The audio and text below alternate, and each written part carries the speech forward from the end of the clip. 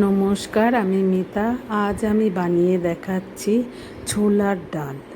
প্রথমেই আমি ছোলার ডাল সারা রাত ভিজিয়ে রেখেছি, সেটাকে প্রেসার কুকারে দিয়েছি এবং তাতে পরিমাণ মতো জল ও নুন দিয়ে একটা সিটি মেরে সেদ্ধ করে রেখেছি। তারপর কড়াইতে সর্ষের তেল গরম করে নারকেল কুচি ছেড়েছি। নারকেল কুচি ভাজা হয়ে আসলে তাতে কিশমিশ ও কাজু ভেজে তুলে নিয়েছি।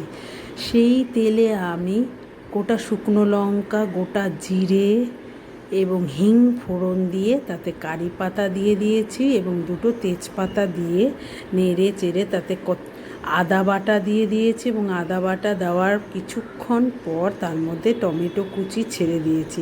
টমেটো কুচি দিয়ে নেড়ে চেড়ে তাতে আমি হলুদ ও নুন দিয়ে সামান্য নেড়ে চেরা কাঁচা লঙ্কা দিয়ে তার মধ্যে মিষ্টি যোগ করে দিয়েছি এবং মিষ্টি দিয়ে কিছুক্ষণ নেড়ে চেড়ে আগে থেকে ভেজে রাখা নারকেল, কাজু ও কিশমিশ দিয়ে আমি তাতে সেদ্ধ করা ছোলার ডালটা ঢেলে দিয়েছি এবং কিছুক্ষণ ফুটিয়ে নেওয়ার পর তাতে কোড়ানো নারকেল, গরম মশলা গুঁড়ো ও ঘি দিয়ে আমি নামিয়ে নিয়েছি। এইভাবে তৈরি হয়ে গেছে আমার ছোলার ডাল।